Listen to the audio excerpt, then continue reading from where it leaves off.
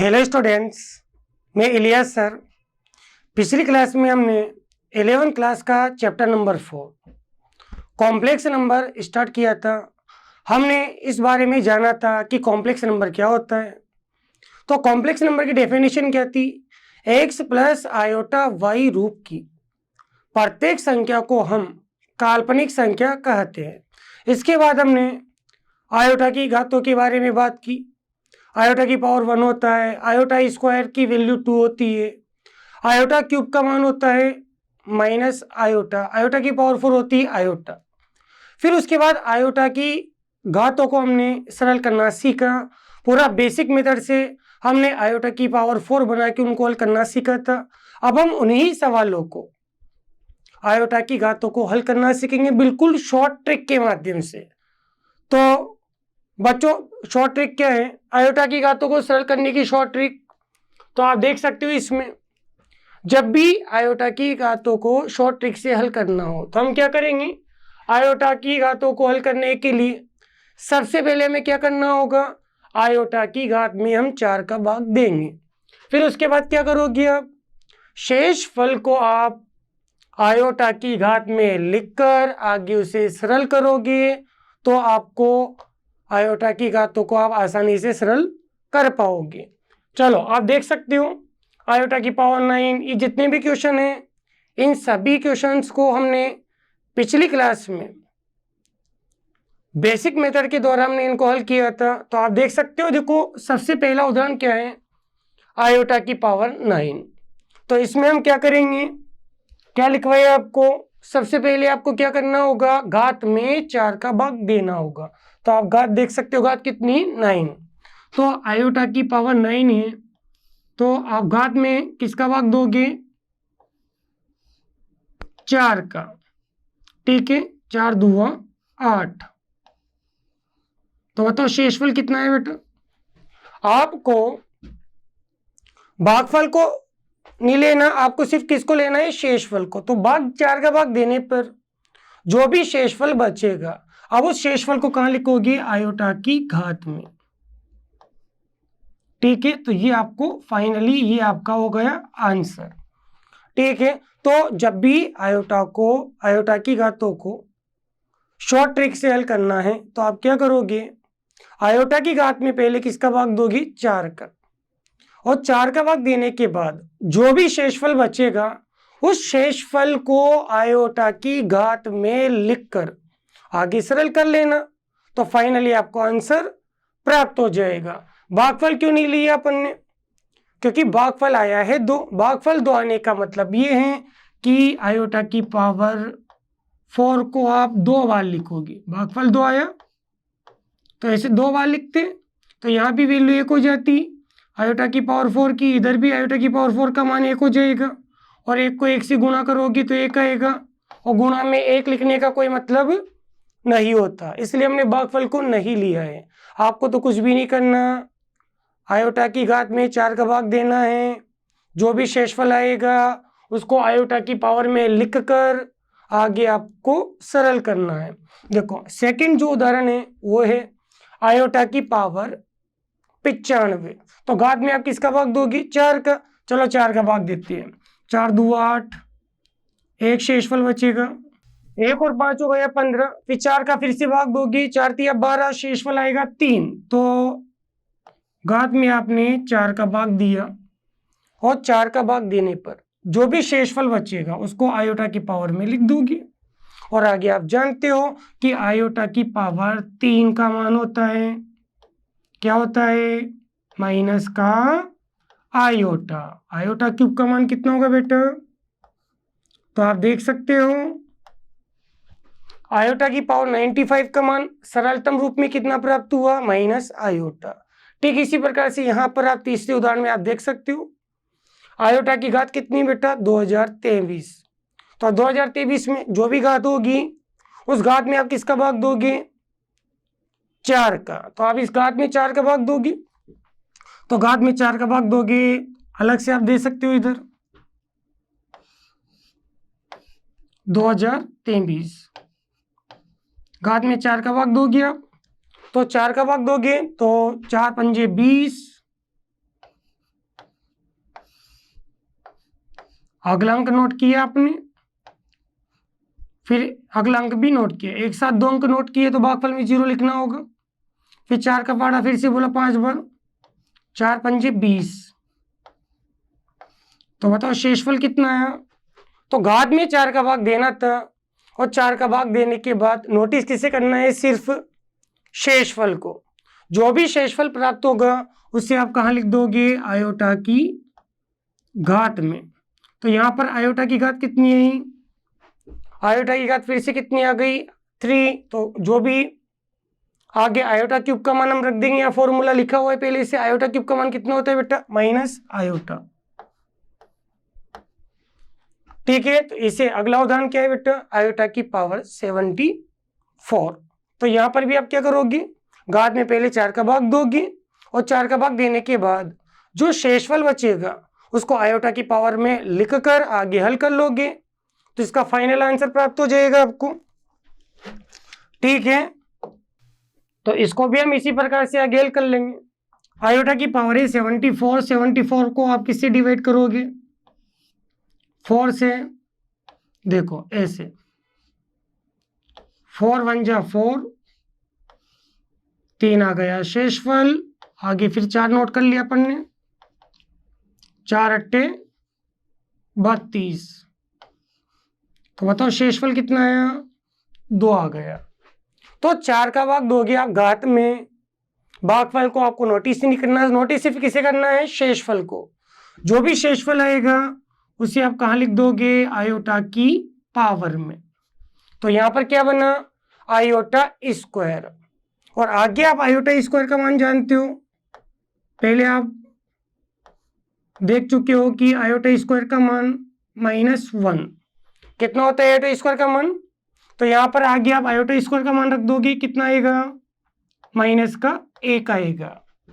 ठीक है, तो आगे आप देख सकते हो नेक्स्ट उदाहरण क्या है? आयोटा की पावर 124। तो आप घात में 4 का भाग दोगे, तो 4 तिया 12, 1 चौक 4, तो शेषफल आएगा बेटा 0। घात में आपने किसका भाग दिया? 4 का, और यहाँ पे शेषफल मिला आपको 0।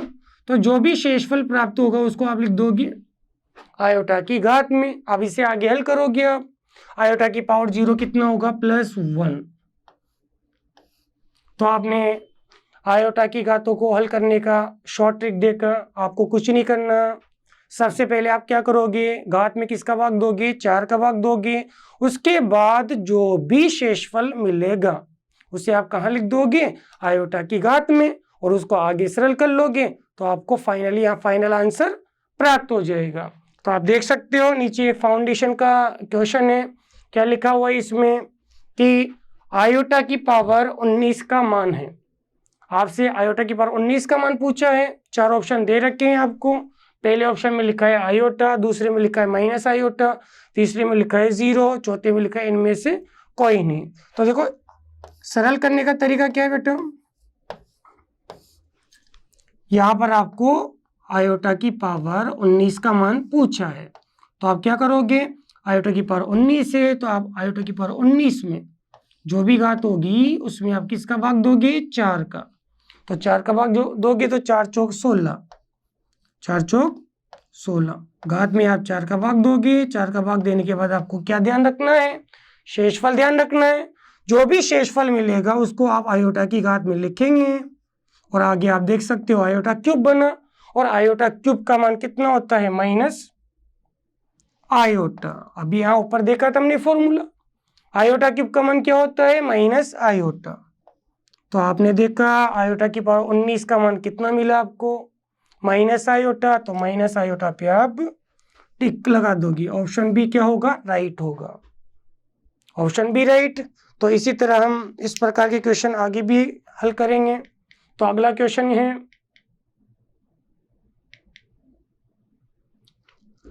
अगले क्वेश्चन में आपको एक समीकरण दिया हुआ है आयोटा के पदों में, और इसका मान पूछा है आपसे। ठीक है, तो इसे आप आगे हल करोगे। तो आपको यहां दिया है आयोटा की पावर 10 -2, आयोटा की पावर 12, 3, आयोटा की पावर 14 फॉर आयोटा की पावर 16। ठीक है, तो वही आयोटा की घात को हल करने का शॉर्ट तरीका क्या है? घात में पहले आप किसका भाग दोगे? 4 का। देखो घात कितनी बटा 10, घात कितनी है? 10। तो घात में आपने 4 का भाग दोगे तो 4 2 8, शेषफल बचा 2। तो जो भी शेषफल होगा उसे आप कहाँ लिखोगे? आयोटा की घात में लिख दोगे। ठीक है, माइनस आगे लिखा है 2। आयोटा की पावर कितनी बेटा? 12। तो घात में किसका भाग दिया आपने? 4 का। 12 में 4 का भाग दोगे तो शेषफल आएगा 0। तो जो भी शेषफल मिलेगा उसको आप कहाँ लिख दोगे? आयोटा की घात में लिख दोगे। ठीक है, तो इधर देख सकते हो आप, इधर आगे क्या होगा? 4 प्लस आयोटा की पावर 14। कितना है यहाँ पर? आयोटा की पावर 14। घात 14 में आप 4 का भाग दोगे, 4 से डिवाइड करोगे तो शेषफल आएगा 2। आयोटा की पावर 2। जो भी शेषफल आएगा उसको आयोटा की पावर में लिखना है। इधर देखो 4 आयोटा की पावर 16। तो आयोटा की पावर 16 का मान कैसे निकालना है? शॉर्ट तरीका भी सीखा हमने। घात में किसका भाग दोगे? 4 का। तो घात है 16, 16 में आप 4 का भाग दोगे तो शेषफल मिलेगा आपको 0। और जो भी शेषफल मिला उसको कहाँ लिख देना? आयोटा की घात में। उसको कहाँ लिख देना आप? तो देखो आगे आप मान रखोगे। आप जानते हो कि आयोटा स्क्वायर का मान कितना होता है? -1 होता है। आयोटा स्क्वायर का मान क्या होता है? तो आयोटा स्क्वायर की जगह क्या लिखोगे आप? -1 -2 आयोटा की पावर 0 कितना होगा? 1 होगा। ठीक है, आयोटा की पावर 0 1। इधर फिर से आप 3 आयोटा स्क्वायर का मान -1 होगा। ठीक है, 4 आयोटा की पावर 0 कितना होगा? 1 होगा। तो देखें -1 -2 3 इंटू -1 -3 +4। ठीक है, तो -1 -2 -3 +4। तो यहाँ पे देखो ये माइनस, तीनों में समान चिन्ह है। समान चिन्ह होने पर संख्याओं को जोड़ दिया जाता है। तो -1 -2 -3 3 और 2 5 1 6, ये हो गया माइनस का 6 प्लस का 4। ठीक है, तो इसको आगे आप हल करोगे तो यहाँ पे आप देख सकते हो एक संख्या प्लस की है और एक संख्या माइनस की। तो घटेगा और चिन्ह लिख दोगे बड़ी संख्या का। तो आप देख सकते हो आंसर कितना प्राप्त हुआ? -2। तो आप किस पे टिक लगा दोगे? -2, यानी कि ऑप्शन नंबर ए पर। तो इस प्रकार से आपको आयोटा की घातों को हल करने की जो शॉर्ट ट्रिक है वो बड़ी यूजफुल है। जब भी ऐसे समीकरण रूप में आपको क्वेश्चन पूछा जाए तो आप लघु विधि लगाकर, शॉर्ट विधि लगाकर उसको हल करना है और उसका फटाफट आंसर देकर टिक लगाना है। ठीक है, तो हम अगले क्वेश्चन की बात करेंगे। तो अगला क्वेश्चन इसी प्रकार, अगला क्वेश्चन भी ऐसा का ऐसा ही है। यहाँ पर क्या दे रखा है आपको? आयोटा की पावर 101 प्लस आयोटा की पावर 102 प्लस आयोटा की पावर 105। तो इसका मान हल करके सही ऑप्शन पे टिक लगाना है। ठीक है, तो आपको दिया है आयोटा की पावर 101 प्लस आयोटा की पावर 103 प्लस आयोटा की पावर 105। तो इसे आप वही सेम तरीका आयोटा की घातों को हल करने का शॉर्ट तरीका क्या बताया कि घात में किसका भाग दोगे? 4 का। घात में किसका भाग देना है? और 4 का भाग देने के बाद जो भी शेषफल प्राप्त होगा उसको आयोटा की घात में लिखना। तो वहां पर घात कितनी है बेटा 101, तो घात में किसका भाग दोगे आप 4 का, ठीक है, 4 दूवा 8, 2 शेषफल बचा, अगला अंक नोट किया हमने नीचे, तो 2 और 1 21 बना, 4 पंजे 20, तो बताओ शेषफल कितना मिला। तो घात में पहले आप 4 का भाग देंगे, उसके बाद जो भी शेषफल बचेगा उसको कहाँ लिखना है आयोटा की पावर में। आगे इसी प्रकार आप देखोगे यहाँ पर लिखा हुआ है आयोटा की पावर 103, तो यहाँ पर भी घात कितनी है 103, तो आप 103 में किसका भाग दोगे 4 का, 4 का भाग दोगे, 4 का भाग दोगे तो इसमें मिलेगा आपको शेषफल 2, जो भी शेषफल आएगा उसको आयोटा की पावर में इसी तरह आपको 4 का भाग देना है, और वहां शेषफल मिलेगा 2, तो उसको कहाँ लिख दोगे घात में लिख दोगे। इधर देखो आप इसमें, या फिर इसे आयोटा की पावर 105, तो घात कितनी बेटा 105, आप घात 105 है तो घात 105 में आप किसका भाग दोगे 4 का, ऐसे,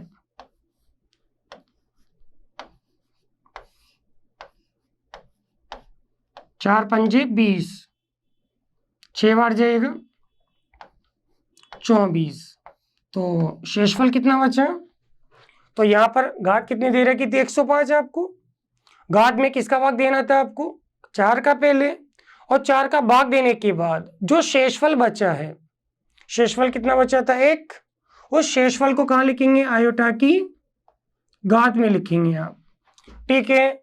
तो यहाँ पर पहले पद में क्या था आयोटा की पावर 1 आयोटा ही रहेगा, आयोटा स्क्वायर का मान अभी बताया था आपको पहले, आयोटा स्क्वायर का मान होता है -1, तो आयोटा स्क्वायर के स्थान पे हम -1 पुट कर देंगे, तो ये -1, ठीक है, प्लस आयोटा, तो आयोटा स्क्वायर की जगह हमने क्या रख दिया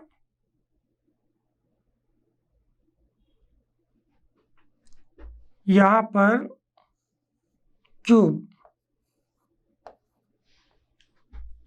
दूसरे पद में आयोटा की पावर 103, तो यहां पर आपने घात में 4 का भाग दिया था, तो यहां पर बचेगा शेषफल 3, और शेषफल 3 बचे तो आयोटा क्यूब बना, और आयोटा क्यूब का मान माइनस आयोटा, आयोटा क्यूब का मान क्या रखोगे आप माइनस आयोटा, तो यहां पर जैसे हमने पहले पद में आयोटा की पावर 101 कॉल किया, वैसे ही दूसरे पद में आयोटा की पावर 103 को करेंगे, और वैसे ही तीसरे पद में आयोटा की पावर 105 को करोगे, तो हल करने पर ये आपको प्राप्त हुआ प्लस आयोटा से माइनस आयोटा कटेगा, और आंसर क्या मिला आपको प्लस आयोटा, तो यहाँ प्लस आयोटा कौन से ऑप्शन में दे रखा है आपको ऑप्शन सी में, तो करेक्ट आंसर कौन सा होगा सी वाला, सी वाले में दे रखा है आपको आयोटा।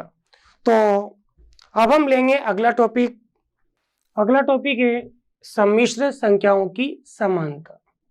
तो हम यहाँ ये देखेंगे कि दो सम्मिश्र संख्याएं एक दूसरे के समान कब होगी। तो बच्चों आप जैसे जानते हो कि जैसे हम बात करते हैं दो वस्तुओं की, तो दो वस्तुएं एक दूसरे के हूबहू कब दिखाई देती है, जब उन दोनों वस्तुओं का हर भाग आपस में क्या हो बराबर, हर भाग जैसे लंबाई चौड़ाई गुमा उनमें हर चीज क्या होनी चाहिए बराबर, तभी जाकर वो दोनों वस्तुएं एक दूसरे के हूबहू अर्थात एक दूसरे के क्या दिखाई देगी बेटा समान दिखाई देगी। तो ठीक इसी प्रकार से हम बात करते हैं, यहाँ पर हमको दे रखी दो सम्मिश्र संख्याएं, ये दोनों सम्मिश्र संख्याएं एक दूसरे के बराबर हूबहू एक जैसी कब दिखाई देगी, जब इन दोनों में वास्तविक भाग, जब इन दोनों के वास्तविक भाग आपस में क्या हो बराबर। जैसे मान के चलो कि पहली सम्मिश्र संख्या में वास्तविक भाग का मान 2 है, तो दूसरी सम्मिश्र संख्या में भी वास्तविक भाग का मान क्या होना चाहिए 2 होना चाहिए, और इसी तरह इनके काल्पनिक भाग भी क्या होना चाहिए आपस में बराबर। ठीक है, जैसे मानो कि पहली सम्मिश्र संख्या में काल्पनिक भाग का मान 5 है, तो दूसरी सम्मिश्र संख्या में भी काल्पनिक भाग का मान क्या होना चाहिए बराबर। तो तभी जाकर इन दोनों सम्मिश्र संख्याओं में सभी संगत भाग एक दूसरे के बराबर होंगे, तभी जाकर दोनों सम्मिश्र संख्याएं एक दूसरे के समान दिखाई देगी। तो आपने देखा दो सम्मिश्र संख्याएं Z1 बराबर Z2, अर्थात दोनों सम्मिश्र संख्याओं को हम समान कब कहेंगे, समान सम्मिश्र संख्या कब कहेंगे, जब दोनों के वास्तविक भाग आपस में क्या हो, बराबर। मतलब x1 और x2 आपस में क्या होनी चाहिए, x1 किसके बराबर होनी चाहिए, x2 के, और दोनों के काल्पनिक भाग भी क्या होना चाहिए, आपस में बराबर। पहली सम्मिश्र संख्या का काल्पनिक भाग y1 किसके बराबर होना चाहिए, दूसरी सम्मिश्र संख्या में काल्पनिक भाग के बराबर। तो दो सम्मिश्र संख्याएं समान कब होगी, जब दोनों के वास्तविक भाग आपस में बराबर हो और काल्पनिक भाग भी आपस में क्या हो, बराबर। तो अगर इन दोनों लाइनों को अगर हम एक साथ बोलना चाहे तो हम कैसे बोलेंगे कि दोनों सम्मिश्र संख्याओं के सभी संगत भाग, सभी संगत भाग का मतलब पहली का वास्तविक भाग बराबर दूसरी का वास्तविक भाग, पहली का काल्पनिक भाग बराबर दूसरी का काल्पनिक भाग, तभी जाकर दोनों सम्मिश्र संख्याओं को हम कहेंगे समान सम्मिश्र संख्याएं। और जब भी दो सम्मिश्र संख्याएं समान होती है तो उनको बीच में बराबर का चिन्ह लगाकर प्रदर्शित करते हैं। जैसे कि आप देख सकते हो, ये आपको एक क्वेश्चन दिया है, यहाँ क्वेश्चन में लिखा हुआ है कि यदि सम्मिश्र संख्या Z1, आपको Z1 का मान दिया है, उसके बाद Z2 का मान दिया है, और इन दोनों सम्मिश्र संख्याओं के बारे में बोला है कि दोनों सम्मिश्र संख्या समान है, और दो सम्मिश्र संख्याएं समान देकर फिर आपसे किसका मान पूछा है, x और y का। तो ठीक है, तो जब भी दो सम्मिश्र संख्याएं समान दी हुई होगी तो उनको हम ऐसे लिखेंगे, पहली सम्मिश्र संख्या बराबर दूसरी सम्मिश्र संख्या, पहली सम्मिश्र संख्या बराबर दूसरी सम्मिश्र संख्या। तो दोनों सम्मिश्र संख्या समान दी हुई थी, तो अगर दोनों सम्मिश्र संख्याएं समान है तो परिभाषा के अनुसार हम क्या करेंगे, उन दोनों के संगत भागों को क्या करेंगे, बराबर करेंगे। यानी पहली का वास्तविक भाग बराबर दूसरी का वास्तविक भाग, पहली का काल्पनिक भाग बराबर दूसरी सम्मिश्र संख्या का काल्पनिक भाग। तो यहां लिखेंगे हम, चूंकि दोनों सम्मिश्र संख्याएं, दोनों सम्मिश्र संख्याएं समान हैं,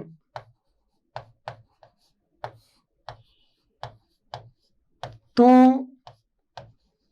परिभाषा के अनुसार इनके संगत भाग भी आपस में बराबर होंगे। तो हम क्या करेंगे, दोनों सम्मिश्र संख्याओं में संगत भागों को बराबर करेंगे। चलो देखिए, पहली सम्मिश्र संख्या में वास्तविक भाग कितना है, 2, और दूसरी सम्मिश्र संख्या में वास्तविक भाग कितना है, 2 माइनस 5x। तो पहली का वास्तविक भाग बराबर दूसरी का वास्तविक भाग, तो 2 बराबर माइनस 5x। इसी तरह हम दोनों सम्मिश्र संख्याओं के काल्पनिक भागों को भी आपस में बराबर करेंगे। तो काल्पनिक भाग को हम पहचानते किससे, आयोटा से। जिसमें आयोटा स्थित है वो उसको हम काल्पनिक भाग कहेंगे, और जिसमें आयोटा स्थित नहीं है उसे हम क्या कहेंगे, वास्तविक भाग। तो पहली सम्मिश्र संख्या में काल्पनिक भाग कौन है बेटा, 3y आयोटा। लेकिन जब भी काल्पनिक भाग का मान लेना हो तो कैसे लोगे, आयोटा को हटाकर। तो आयोटा को हटाकर काल्पनिक भाग का मान क्या लेंगे हम, 3y। तो ये तो हमने लिया पहली सम्मिश्र संख्या का काल्पनिक भाग। अब हम दूसरी सम्मिश्र संख्या का काल्पनिक भाग आयोटा से पहचाना कि काल्पनिक भाग कितना है, 2 आयोटा, और काल्पनिक भाग का मान लेंगे कैसे, आयोटा को छोड़कर। तो आयोटा को छोड़ेंगे तो काल्पनिक भाग का मान कितना है, 2। तो पहली सम्मिश्र संख्या का काल्पनिक भाग बराबर दूसरी सम्मिश्र संख्या का काल्पनिक भाग। इसे हम आगे हल करेंगे और आगे इसे सरल करेंगे तो क्या होगा, वज्र गुणा करेंगे, -5 नीचे हर में चला जाएगा, तो 2/-5। तो इस प्रकार आपको x का मान प्राप्त हुआ, और x का मान कितना प्राप्त हुआ, 2/-5। ठीक है। इसी तरह इधर दूसरी समीकरण क्या है, 3y बराबर 2। काल्पनिक भागों को बराबर करने पर यह समीकरण प्राप्त हुआ था। तो यहाँ पर भी वज्र गुणा करेंगे तो 3 जाएगा बटे में, और जब 3 बटे में जाएगा तो क्या बनेगा 2/3। तो y का मान कितना प्राप्त हुआ 2/3, और x का मान कितना प्राप्त हुआ था 2/-5। ठीक है, तो इस पे आधारित हम अगला क्वेश्चन लेंगे। देखो यहाँ पर ठीक वैसे के वैसे आपको दो सम्मिश्र संख्याएं बराबर दी हुई है, मतलब समान दे रखी है, और अवयव की समानता का, सम्मिश्र संख्याओं की समानता का हम कॉन्सेप्ट यूज करके यहाँ पर भी वैसे के वैसे पिछले क्वेश्चन की तरह x और y का मान ज्ञात कर लेंगे।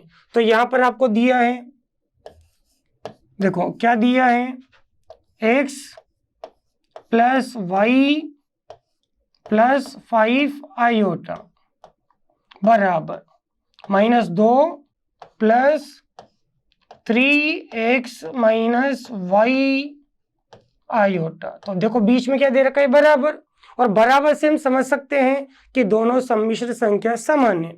और परिभाषा के अनुसार हम क्या करेंगे, इन दोनों सम्मिश्र संख्याओं में संगत भागों को बराबर कर देंगे। संगत भागों का मतलब वास्तविक वाले भाग को वास्तविक के बराबर करेंगे और काल्पनिक वाले भागों को काल्पनिक के बराबर कर देंगे। तो देखो पहली सम्मिश्र संख्या में वास्तविक भाग क्या है, वास्तविक भाग को पहचानते कैसे हो, जिस भाग में आयोटा नहीं है उसे आप कहोगे वास्तविक भाग। तो आप देख सकते हो यहाँ x प्लस वाई, इनके साथ आयोटा नहीं है, मतलब ये क्या है वास्तविक भाग। तो पहली सम्मिश्र संख्या का वास्तविक भाग बराबर दूसरी संख्या का वास्तविक भाग। चलो दूसरी सम्मिश्र संख्या ये रही इधर RHS में, इसका वास्तविक भाग कितना था -2। तो पहले का वास्तविक भाग बराबर दूसरी सम्मिश्र संख्या का वास्तविक भाग। तो पहले हमने किया क्या है, दोनों सम्मिश्र संख्याओं के वास्तविक भाग लिए और उनको आपस में क्या कर दिया, बराबर कर दिया। ठीक इसी प्रकार से हम दोनों सम्मिश्र संख्याओं के काल्पनिक भाग लेंगे और उनको भी आपस में क्या कर देंगे, बराबर कर देंगे। चलो देखिए LHS में जो सम्मिश्र संख्या दी हुई है उसका काल्पनिक भाग कितना था 5 आयोटा। तो काल्पनिक भाग का मान कैसे बताना है, आयोटा को छोड़कर। और दूसरी सम्मिश्र संख्या में भी काल्पनिक भाग कितना है, आयोटा से तो पहचाना कि काल्पनिक भाग है, लेकिन काल्पनिक भाग का मान कैसे बताना है, आयोटा को छोड़कर। तो आयोटा को छोड़ेंगे तो यहाँ पे काल्पनिक भाग का मान कितना 3x माइनस वाई। तो दोनों सम्मिश्र संख्याओं के काल्पनिक भाग लिए और उनको आपस में क्या कर दिया, हमने बराबर कर दिया। तो ऐसा करने पर आपको दो समीकरण प्राप्त हुए। ये तो हो गया समीकरण नंबर 1 और ये हो गया समीकरण नंबर 2। अब हम दोनों समीकरणों को आपस में विलोपन विधि लगाकर इनको हल करेंगे तो आगे हमें x और y का मान प्राप्त हो जाएगा। तो देखिए यहाँ पर आप दोनों समीकरणों को कैसे हल करोगे, आपको करना क्या है, दोनों को जोड़ देना है। समीकरण 1 तथा 2 को जोड़ने पर, समीकरण 1 तथा 2 को जोड़ने पर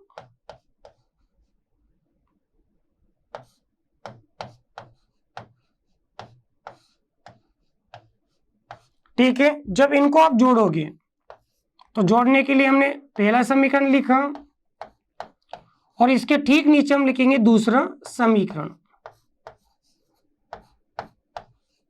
और जब भी दो समीकरणों को जोड़ने की बात होती है तो चिन्हों में कोई परिवर्तन नहीं होगा। आप देख सकते हो x और 3x जुड़कर कितने हो जाएंगे 4x, प्लस वाई से माइनस वाई कट हो जाएगा, उधर -2 और +5, -2 + 5 कितना होगा +3। तो वज्र गुणा कर देंगे हम, 4 जाएगा हर में, 3/4। तो x का मान कितना प्राप्त हुआ 3/4। अब हम क्या करेंगे, x का मान किसी भी एक समीकरण में रखेंगे तो y का मान प्राप्त हो जाएगा आपको। तो x का मान किसी भी एक समीकरण में रख दो, x का मान हम रख देते हैं समीकरण 1 में। तो यहाँ लिखेंगे हम समीकरण नंबर 1 में x का मान रखने पर, समीकरण 1 में x का मान रखने पर